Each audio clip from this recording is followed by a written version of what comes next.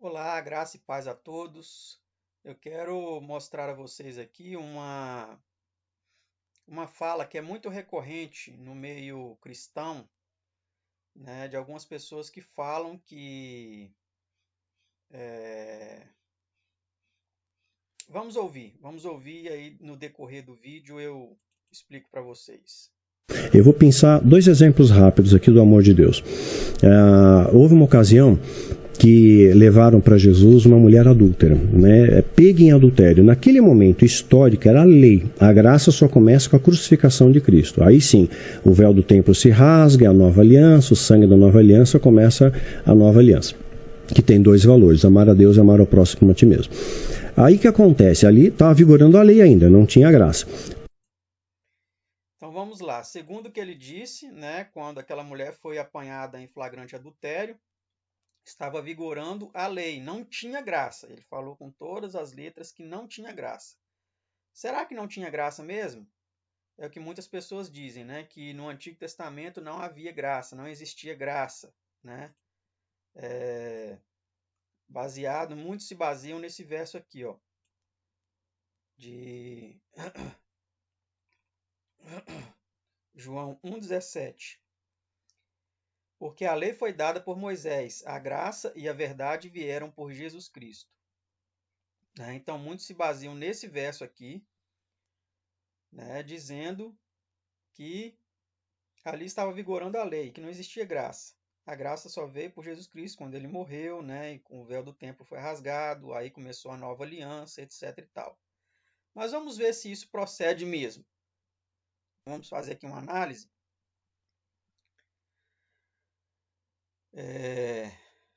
Em vários versos bíblicos para a gente ver se isso procede mesmo. Por exemplo, aqui no Salmo 6, verso 4, diz assim: Volta-te, Senhor, e livra a minha alma, salva-me por tua graça. É bem verdade que aqui nós estamos usando a versão Almeida Revista e Atualizada. Se a gente trocar, por exemplo, aqui, olha, para a corrigida fiel, vai dizer assim, ó, salva-me por tua benignidade, tá?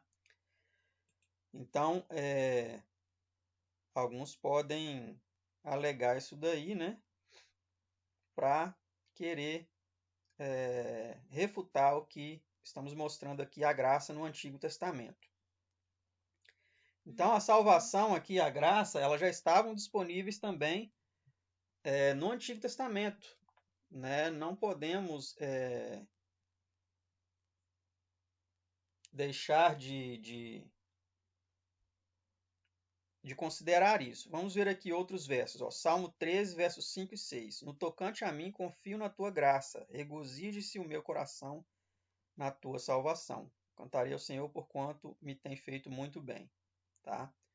Então, são versos aí que vêm nos mostrando que existia graça sim no Antigo Testamento. Ó. Salmo 40, verso 10. Não ocultei no coração a tua justiça, proclamei a tua fidelidade e a tua salvação. Não escondi da grande congregação a tua graça e a tua verdade. Olha que interessante. Esse verso aqui fala que a graça e a verdade vieram por Jesus Cristo. E aqui fala, não escondi da grande congregação a tua graça e a tua verdade. Graça de quem? Verdade de quem? De Cristo. Mas que já estava disponível no Antigo Testamento. Né? O salmista fala aí claramente, não retenhas de mim, Senhor, as tuas misericórdias, guardem-me sempre a tua graça e a tua verdade. Então, a graça e a verdade estavam disponíveis também no Antigo Testamento. Aqui, se a gente mudar a versão, para corrigida fiel, vamos ver como que aparece. Aparece benignidade, tá vendo? A palavra graça aparece na Almeida Revista e Atualizada e na corrigida fiel aparece benignidade. Benignidade e verdade. Mas vamos lá. Isso é só um detalhe que eu quero assim. Eu quero ser transparente, né? Não quero levar ninguém aqui a crer no que eu estou ensinando, eu quero levar vocês a estudar a palavra e a não ouvir só o que certas pessoas reverberam por aí. Então, nós vemos aqui o Salmo 40, 10 e 11. Vamos ver aqui mais um Salmo, Salmo 62, verso 12. Ó. E a ti, Senhor, pertence a graça, pois a cada um retribuis segundo as suas obras. Tá vendo? Então, mais um verso aí que fala sobre a graça na revista e atualizada. Tá? Mais uma aqui da Revista Atualizada, porque a tua graça é melhor do que a vida, os meus lábios te louvam. Salmo 63, verso 3. Tá? Agora você pode pensar assim, vamos ver na versão, então, a palavra graça. Ó, se você colocar nesse mesmo site aqui, buscar pela palavra graça, você joga aqui, ó, graça. Escreve graça, aperta nessa lupinha aqui, olha. Vai aparecer aqui vários versos, só que aparece do Novo e do Velho Testamento. Quando você vem aqui, você pode escolher a Bíblia. Você pode escolher a Bíblia que você quiser. Vamos escolher a Corrigida Fiel, então, já que muitas daquelas palavras graça foi encontrada na Revista Atualizada. Vamos na Corrigida Fiel. Aí você vem aqui em filtro, você vai encontrar 197 citações no Novo Testamento e no Velho Testamento 87 citações. Só que algumas não falam sobre assim, a graça de Deus, fala sobre algo que foi ganho de graça, né? Por exemplo, vamos ver aqui em Gênesis, ó. Noé, porém, achou graça aos olhos do Senhor. Gênesis 47, 25. Disseram, a vida nos tem dado, achemos graça aos olhos de meu Senhor, e seremos servos de Faraó. Aqui já é graça diante dos olhos de uma pessoa, de um ser humano, né? Então você pode pesquisar aqui e vai ver todas as citações. Ó. Ache eu graça em vossos olhos, e darei o que me disserdes. Também com relação a aqui é Siquém, né? Ao pai da filha lá de Jacó, né? Me fugiu agora o nome. Mas vamos aqui no filtro buscar no livro de Salmos. A palavra graça no livro de Salmos. Então vamos ver aqui que aparece também em vários salmos aqui, mesmo na Bíblia ACF, Almeida Corrigida Fiel. Cantai ao Senhor em ação de graças, cantai louvores ao nosso Deus sobre a harpa. Ao Salmo 69, 30. Louvarei o nome de Deus com cântico, engrandecê-lo-ei com ação de graças. Aqui já a ação de graças não se aplica, né? Mas só porque a gente está fazendo o estudo, vamos aqui ler, né? Eu te renderei graças, para darem graças ao nome do Senhor, também não se aplica, tá?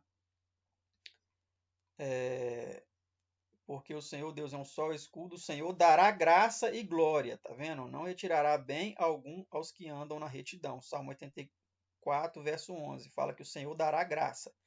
Então a graça estava disponível também no Antigo Testamento, tá? Não podemos, temos que fazer um estudo amplo das Escrituras. Por exemplo, vamos ver aqui um outro verso muito interessante, ó, aqui no livro de Provérbios, ó. Provérbios 3, verso 34. Olha que interessante que diz: ó, certamente ele escarnecerá dos escarnecedores, mas dará graça aos mansos. Tá vendo? Vamos ver na íntegra aqui, ó. A maldição do Senhor habita na casa do ímpio, mas a habitação dos justos abençoará. Certamente ele quem? O Senhor, né? Escarnecerá dos escarnecedores, mas dará graça aos mansos. Então, Deus dava graça. Deus concedia sua graça no Antigo Testamento. E esse aqui é na Almeida Corrigida Fiel. Tá certo? Agora eu quero mostrar aqui para vocês, nesse site, que é um site muito bom também, que eu indico, o bibliaportuguês.com, que ele dá a possibilidade da gente ver até o significado da palavra no original, em hebraico, né? Aqui, ó, na João Ferreira de Almeida, atualizado, ele escarnece dos escarnecedores, mas dá graça aos humildes, tá? No texto de Provérbios 3:34. Então, Deus dava graça aos humildes também no Antigo Testamento. Vamos ver aqui o significado, né? Na interlinear, que é aqui o texto no hebraico aqui, ó, tá vendo? A palavra graça, mas ele dá favor, significa favor. Na referência aqui do Strong é 2580 a palavra, tá vendo? 2580, a palavra se chama shem. Shem, favor, graça, tá vendo? Palavra original essa daqui, ó, com essas duas letrinhas, um substantivo masculino, transliteração shem, ortografia fonética cane, se pronuncia cane, né? Definição curta, favor, tá vendo? Então aqui vocês podem pesquisar, vou deixar o link aí para vocês pesquisarem, né? Ó, favor, graça, elegância. Várias ocorrências dessa palavra aqui no Antigo Testamento, ó. Tá vendo? A palavra graça, que é favor imerecido, né? Ela pode ser encontrada vastamente no Antigo Testamento, tá? Então, muitas pessoas alegam isso daí, mas sem um estudo amplo das Escrituras. Precisamos estudar amplamente, né? Aqui eu vou colocar o link desse site aqui também, que vem explicando um pouco mais a respeito desse tópico aí de João 17, que fala que a lei foi dada por Moisés, mas a graça e a verdade vieram por Jesus Cristo. Mas não significa que Jesus Cristo já antes também, ele já oferecia isso, como nós vimos lá no livro dos Salmos, tá? Então o apóstolo João, ó, o lição, esse pedaço aqui, ó, sendo um cristão judeu devoto, certamente entendeu que a graça já existia antes de Jesus Cristo vir ao mundo. Ele sabia que o Deus de Israel era cheio de graça e misericórdia. Êxodo 34, 6, 2 Crônicas 39, Neemias 9, 17 e 31, Salmo 103, 8, 106, 116, 5, Joel 2, 13 e Jonas 4, 2. Vocês podem ler esses textos lá, né? Fala que Deus é cheio de graça e misericórdia. Ele também sabia que a lei que Deus entregou a Moisés era uma grande bênção, um dom da graça de Deus. Salmo 19, 7 a 11, 119, 86, 27, 127, 140, 172 e Romanos 7, 14. Por essa razão, o próprio João escreveria sobre a necessidade de os cristãos guardarem os mandamentos de Deus em passagens como essas. Várias passagens aqui que falam sobre a observância dos mandamentos. O próprio João fala que é necessário, e nisso sabemos que o conhecemos, se guardamos os seus mandamentos. Aquele que diz eu conheço e não guarda os seus mandamentos é mentiroso, e nele não está a verdade. 1 João 2, verso 4. E qualquer coisa que lhe pedimos, dela a receberemos, porque guardamos os seus mandamentos e fazemos o que lhe é agradável à sua vista. 1 João 3, 22. E aquele que guarda os seus mandamentos, nele está, e ele nele. 1 João 3, 24. Nisto conhecemos que amamos os filhos de Deus, quando amamos a Deus e guardamos os seus mandamentos. 1 João 5, 2. Porque este é o amor de Deus, que guardemos os seus mandamentos, e os seus mandamentos não são pesados. 1 João 5, 3.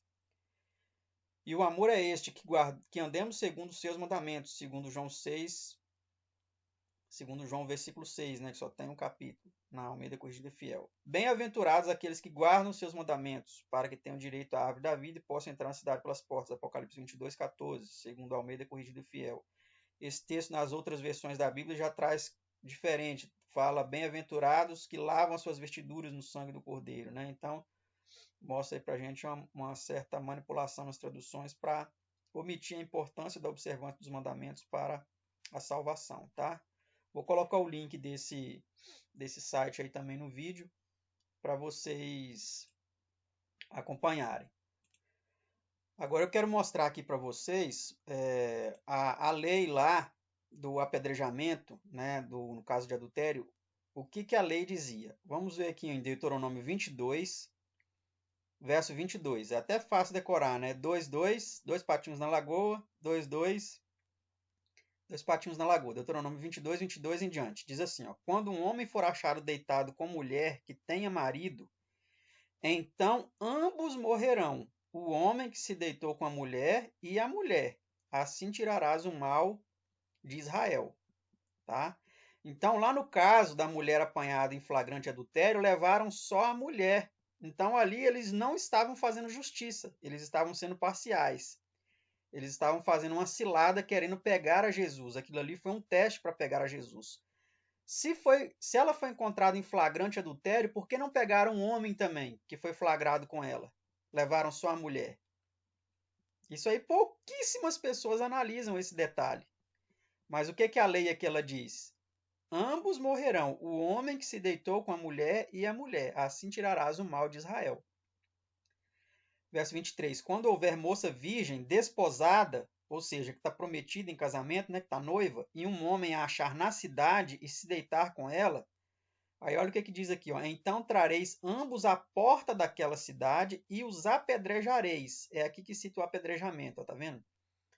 Até que morram a moça, porquanto não gritou na cidade, e o homem, porquanto humilhou a mulher do seu próximo. Assim tirarás o mal do meio de ti.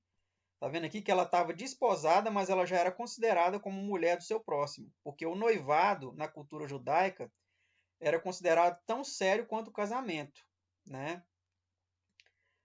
Aí aqui, ó um outro detalhe interessante. E se algum homem no campo achar uma moça desposada, aqui já não é na cidade, aqui já é no campo, ó, tá vendo? Achar uma moça desposada e o homem a forçar e se deitar com ela, então morrerá só o homem que se deitou com ela. Porém, a moça não farás nada. A moça não tem culpa de morte, porque, como o homem que se levanta contra o seu próximo e lhe tira a vida, assim é este caso, pois a achou no campo. A moça desposada gritou e não houve quem a livrasse. Tá vendo?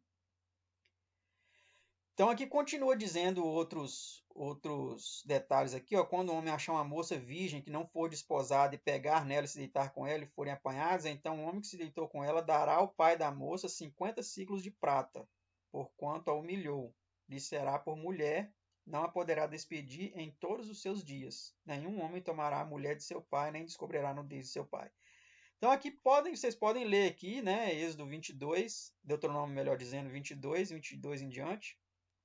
Tem uns versos antes aqui também, fala algumas coisas relacionadas a isso, ao casamento, que vocês vão encontrar aí dizendo claramente como funcionava aquela lei.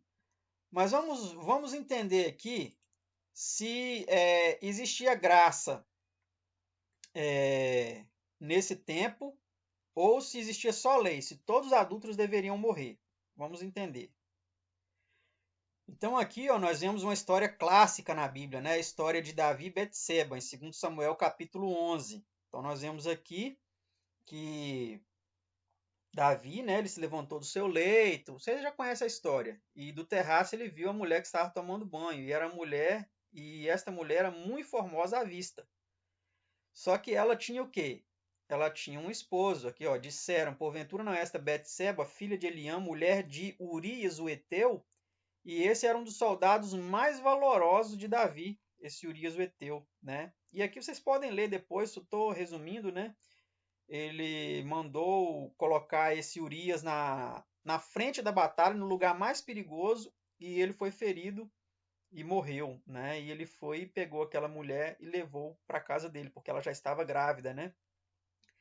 E aqui no final do capítulo 11 fala, ouvindo pois a mulher de Urias que seu marido era morto, lamentou o seu senhor, e passado o luto, enviou Davi e a recolheu em sua casa. E lhe foi por mulher, e deu-lhe à luz um filho. Porém, esta coisa que Davi fez pareceu boa aos olhos do Senhor? Não, aqui diz que pareceu mal. Pareceu mal aos olhos do Senhor. E aqui nós vemos no capítulo 12, ó, que Deus enviou o profeta Natã para repreendê-lo, né? E ele contou uma parábola aqui. E aqui Natã, né, até fala assim, ó. Então o furor de Davi se acendeu em grande maneira contra aquele homem, o homem que tinha tomado a ovelha daquele que tinha uma única ovelha, né? Naquela parábola que Natã contou. E disse a Natã: vive o Senhor, que digno de morte é o homem que fez isso. Então ele chegou à conclusão de que ele mesmo era digno de morte, mas sem saber ainda que era ele, né? Porque Natã contou aquilo através de uma parábola. E pela cordeira tornará a dar o quadruplicado, porque fez tal coisa e porque não se compadeceu. E aí Natã vai e fala, ó, então disse Natã a Davi, tu és este homem, assim diz o Senhor Deus de Israel, eu te ungi rei sobre Israel, eu te livrei das mãos de Saul, te dei a casa de seu senhor e as mulheres de seu senhor em teu seio, também te dei a casa de Israel de Judá, e se isso é pouco, mais te acrescentaria tais e tais coisas. Por que, pois, desprezaste a palavra do Senhor, fazendo mal diante de seus olhos? A Urias o Heteu feriste a espada, e a sua mulher tomaste por mulher, e a ele mataste com a espada dos filhos de Amon. Agora, pois, não se apartará a espada jamais de tua casa, porquanto me desprezaste e tomaste a mulher de Urias o Heteu para ser tua mulher. Assim diz o Senhor, eis que suscitarei da tua própria casa um mal sobre ti. Tomarei tuas mulheres perante os teus olhos e as darei ao teu próximo, o qual se deitará com as tuas mulheres perante este sol, que foi o que o filho dele fez, né? Se cumpriu a risca. Porque tu o fizeste em oculto, mas eu farei este negócio perante todo Israel e perante o sol. Então disse Davi a Natã, pequei contra o Senhor. Ele reconheceu que ele pecou, que ele adulterou, né?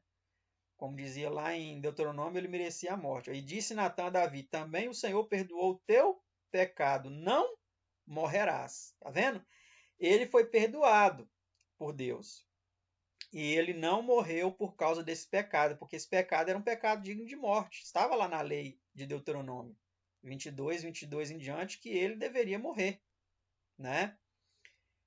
No caso, foi na cidade. Creio que a mulher não gritou, foi na cidade, a mulher não gritou, mas também quem tinha tomado ela era o rei. Então, assim, o agravante era um pouco pior, né? Ela foi como se fosse forçada, né, pelo rei, e ela ainda teve que ficar calada, não pôde gritar, não pôde fazer nada. Mas nós vemos aqui que Deus poupou, a graça de Deus alcançou Davi, tanto que no Salmo 51, vocês podem ler aqui, ó, vamos achar aqui, o Salmo 51, Salmo 51. Você vê, ó, tem misericórdia de mim, ó Deus, segundo a tua benignidade, apaga as minhas transgressões, segundo a multidão das tuas misericórdias, né? Então aqui a misericórdia de Deus alcançou Davi, né?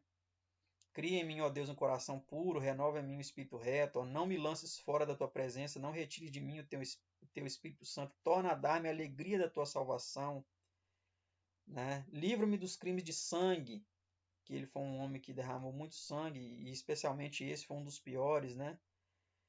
Então nós vemos aqui, ó, que ele fala aqui, ó, pois não desejas sacrifícios, senão eu os daria. Tu não te deleitas em holocausto. Os sacrifícios para Deus são o espírito quebrantado. A um coração quebrantado e contrito não desprezarás, ó Deus, né? Então, ele foi um alvo da graça de Deus no Antigo Testamento. Deus poupou sua vida, né? E a da mulher também, que deveria morrer, porque ela também não gritou, né? Os dois deveriam morrer, mas Deus poupou, teve misericórdia, mas as consequências foram pesadas contra a vida de Davi, né? Isso é muito claro no texto, na história, né, da vida de Davi. Agora vamos analisar aqui uma outra parte da fala dele, que ele diz aqui que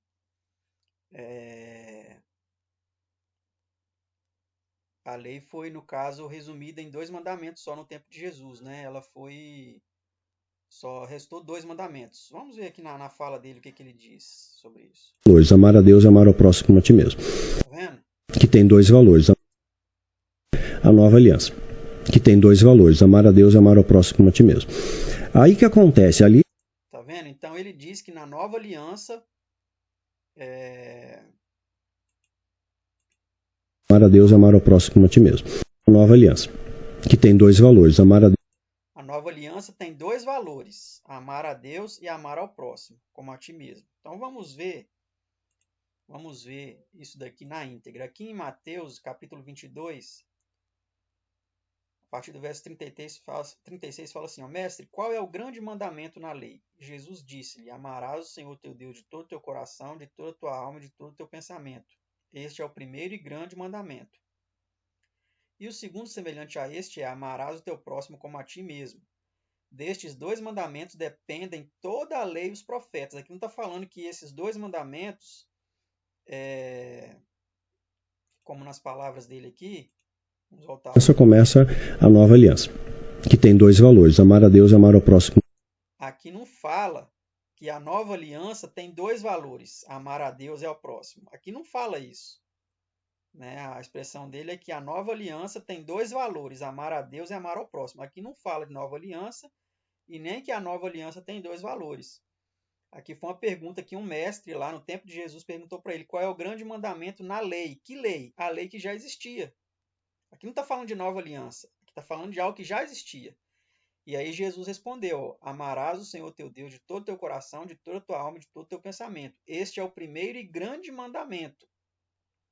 Não está falando que é o único, que amar a Deus e amar ao próximo são os únicos mandamentos que restaram, que os outros foram abolidos. Aqui não está dizendo isso. Então é preciso entender a Bíblia como ela diz, como ela fala, e não interpretar de forma deturpada, né? E o segundo, semelhante a este, é amarás o teu próximo como a ti mesmo. Destes 2 mandamentos dependem toda a lei e os profetas. Por que dependem? Porque é o resumo. A primeira tábua dos 10 mandamentos, os primeiros 4 mandamentos dos 10, referem-se ao amor a Deus. E os outros 6 referem-se ao amor ao próximo. Tá certo? Tanto que aqui eu vou mostrar para vocês que em Deuteronômio, Jesus estava citando Deuteronômio, quando falou amar a Deus sobre todas as coisas, né? Amar a Deus de todo o teu coração, de toda a tua alma, de todo o teu pensamento. Olha o que ele estava citando aqui, ó, Deuteronômio 6, verso 4 e 5. Ó. Ouve Israel, o Senhor, nosso Deus, é o único Senhor. Amarás, pois, o Senhor teu Deus de todo o teu coração, de toda a tua alma e de todas as tuas forças. É isso que Jesus estava citando. Então, isso já estava lá atrás em Deuteronômio, no mesmo que fala em Deuteronômio 22, no mesmo que fala sobre a questão lá do adultério e do apedrejamento. Né? Agora, aqui em Levítico 19, verso 18. Ó, não te vingarás nem guardarás ira contra os filhos do teu povo, mas amarás o teu próximo como a ti mesmo. Eu sou o Senhor. Então, o mandamento do amor ao próximo não é algo novo que Jesus criou. Isso já estava lá em Levítico, tá certo? É muito importante entender isso para não interpretar erroneamente, como o Daniel Mastral falou ali, e a maioria dos evangélicos dizem isso, né? Que na nova aliança vigorou só o amor a Deus e o amor ao próximo, tá certo? Vamos continuar ouvindo. A ti mesmo. Aí que acontece? Ali estava vigorando a lei ainda, não tinha graça. Trazem uma mulher para Jesus, pega em flagrante no adultério, e a lei mosaica legitimava eles a apedrejar e matar aquela mulher, que era algo hediondo. Estava dentro da lei isso. Estava dentro da lei, era permitido isso. Então Jesus começa a escrever, perguntam para que a gente faz, né? A lei mosaica manda apedrejar, Jesus escreve na terra. Provavelmente estava escrevendo o pecado dos caras, né? E apontando a setinha ainda, ser mentiroso, ladrão, né? Corrupto e tal. E aí quem não tem nenhum pecado, atira a primeira pedra. Os mais velhos são os primeiros a largarem as pedras, vem os mais novos depois, e fica só Jesus e a mulher. Aí Jesus, o que ele faz? Ele quebrou uma lei que Deus mesmo estabeleceu, que estava dentro dos preceitos mosaicos, em prol do amor. E ele fala para quem tinha... Olha que afirmação mentirosa. Então ele diz que Deus, que Jesus no caso ali, quebrou uma lei em função do amor. Ele não quebrou lei nenhuma. Ele não quebrou a lei. Por quê? Porque eles não estavam querendo fazer a justiça conforme estava na lei. A justiça mandava o quê? Levar o homem e a mulher. Ela não foi apanhada em flagrante adultério? Alguém adultera sozinho? Quem estava com ela na hora do adultério? Por que deixaram ele escapar? Ele estava querendo praticar a justiça? De forma alguma. Então Jesus não estava ali quebrando a lei. Ele estava, pelo contrário, retificando a lei. Ele estava fazendo justiça. Tanto que ele diz, quem não tiver pecado, atire a primeira pedra. Né? Então, ali, Jesus ele faz a verdadeira justiça. E ele coloca a misericórdia acima, né, da injustiça que aqueles homens estavam praticando ali. Porque eles talvez eram mais dignos de morte do que ela. Tá certo? Então, é muito importante destacar isso para nós não interpretarmos erradamente, tá? O que a Bíblia diz, porque aqui no próprio livro de Mateus, ó, que fala dos dois grandes mandamentos, amor a Deus e amor ao próximo, fala aqui também no capítulo 5 de Mateus, verso 17 e 18, olha que interessante, ó, não cuideis que vim destruir a lei e os profetas, não vim abrogar, mas cumprir. Outras traduções diz não vim abolir, né, mas cumprir. Vamos ver aqui uma outra tradução aqui. Por exemplo, a Nova Versão Internacional. 5:17, ó. Não pense que vim abolir a lei ou os profetas, não vim abolir, mas cumprir. Tá certo? Então, Jesus ele não veio para abolir a lei de Deus, de forma alguma. Isso é um ensino mentiroso. Todos que falam isso estão mentindo, estão deturpando as escrituras. Ó, não cuideis que vim destruir a lei e os profetas, não vim abrogar, não vim abolir, mas cumprir, porque em verdade vos digo que até que o céu e a terra passem, nem um jota, um tio jamais passará da lei, sem que tudo seja cumprido. Outras traduções falam assim, antes tudo deve ser cumprido. Tá certo? Vamos ver aqui a Nova Versão Internacional como diz, ó. Antes que tudo se cumpra, tá vendo? Olha que interessante, ó. Antes que tudo se cumpra. todo aquele que desobedecer a um destes mandamentos, ainda que dos menores, né? Por exemplo, lá nos 10 mandamentos, os menores são: não furtarás, né? Não matarás, não furtarás, são os menores. Então, esses menores mandamentos, né? Quem desobedecer e ensinar os outros a fazerem o mesmo será chamado menor no reino dos céus. Mas todo aquele que praticar e ensinar estes mandamentos será chamado grande no reino dos céus, né? Tem um outro texto que fala assim: é mais fácil passar o céu e a terra do que cair um tio da lei. Está em Lucas. Mais fácil passar o céu. Aqui, ó. Lucas 16, 17. É mais fácil o céu e a terra desaparecerem do que cair da lei o menor traço. Tá? Aqui ainda fala de divórcio. Quem se divorciar de sua mulher e casar com outra mulher está cometendo adultério. E o homem que se casar com uma mulher divorciada, o seu marido está cometendo adultério. Tá vendo? É um mandamento que pouquíssimas pessoas também estão obedecendo hoje em dia. Isso aqui foi Jesus que falou, tá? Jesus que disse isso aqui, ó. Em Lucas 16, 17 e 18, tá certo? Então, essa história de que Jesus aboliu a lei de Deus, isso é uma mentira deslavada, terrível. Vamos ver de novo o que ele diz. Ele estabeleceu que estava dentro dos preceitos mosaicos em prol. Faz? Ele quebrou uma lei que Deus mesmo estabeleceu, que estava dentro dos preceitos mosaicos em prol do amor. E ele fala para ela: cadê teus acusadores? Não tem nenhum aqui. Eu também não te acuso. Vá, não peques mais. Não cometa mais esse erro.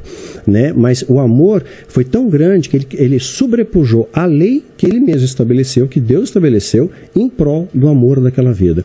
Né? Quando o homem come do fruto proibido, segunda questãozinha, está no paraíso, tinha uma única regra, né? Adão e Eva, peladão lá, estava à vontade, feliz, faz o que quiser, só não pode comer o raio do fruto do conhecimento do bem e do mal. Só isso eles vão e comem. E estava escrito: se você comer desse fruto, certamente morrerás. Então era uma coisa empírica, concreta, não era assim uma possibilidade.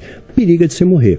E morte era uma separação espiritual, né, irreversível. Só que Deus ele estabelece um plano de redenção para resgatar essa morte. E através de Jesus a gente tem vida em abundância.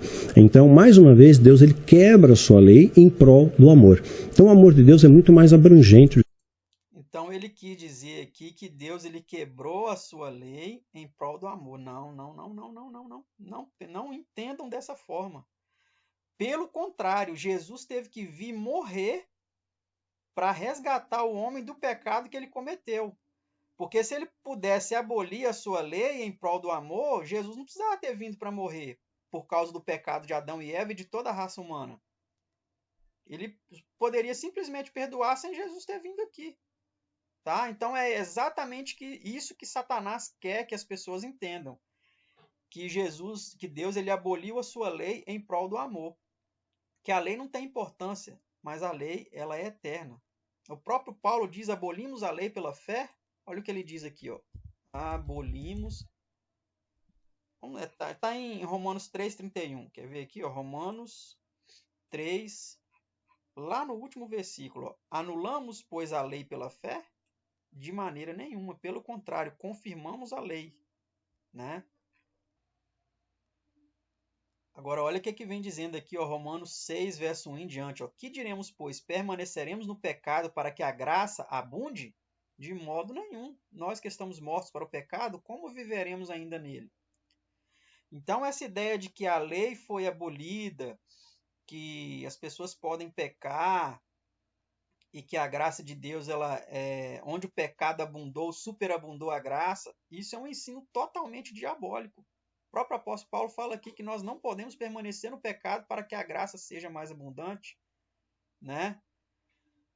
Então precisamos tirar isso da nossa mente, senão nós vamos ser desencaminhados aí por guias cegos que vão nos levar diretamente para o abismo. Vamos ver a conclusão do que ele diz aqui. Que a gente entende. Hoje a gente ainda vê um Deus vingativo, punitivo, cruel, que condena. E eu acho isso lamentável. E o meio cristão é ensinado assim. Né? Então condena. Hoje é muito fácil um cristão, o evangélico, eu me considero cristão, mas especialmente o evangélico, ele se considera um pequeno Deus. Ele julga, sentencia e condena as pessoas aleatoriamente. Tipo, é homoafetivo, vai para o inferno. Né? Então vamos ver aqui. Ele disse que é errado julgar, né? E que quem julga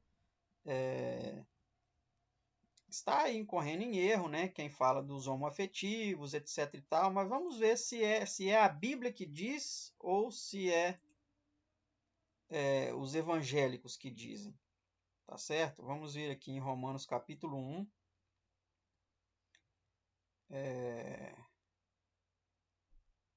Verso 26 em diante, ó.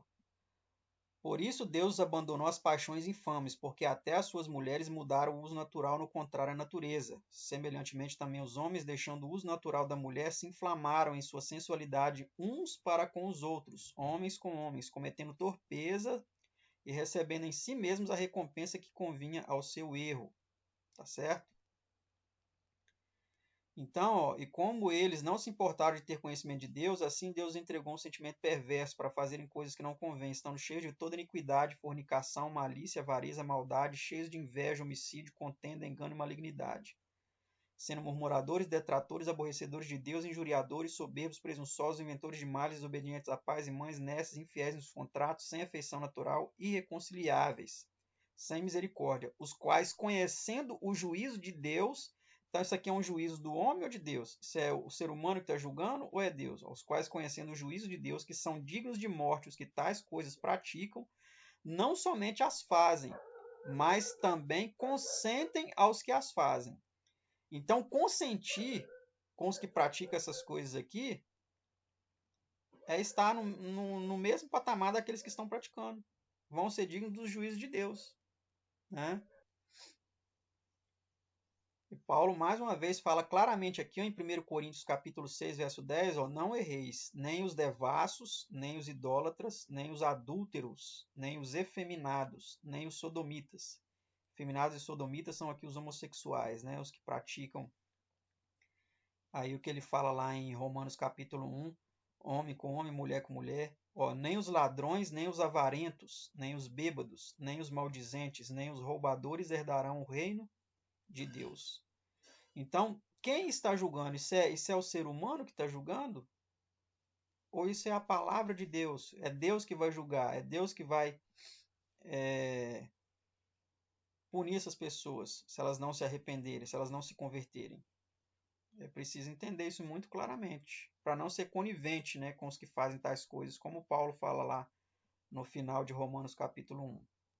Vamos ver aqui o final do vídeo. Esse aqui faz isso, é inferno. Mas quem somos nós para julgar? Adora Maria. Né? Adora Maria para o inferno, né? Quer dizer, então Maria teve seu peso, né? Porque, por que Deus escolheu Maria? Porque tinha algum significado, ela tinha virtudes, né? Então tem o seu sentido. Tem até vídeo no meu canal. Então vamos ver aqui mais uma vez quem é que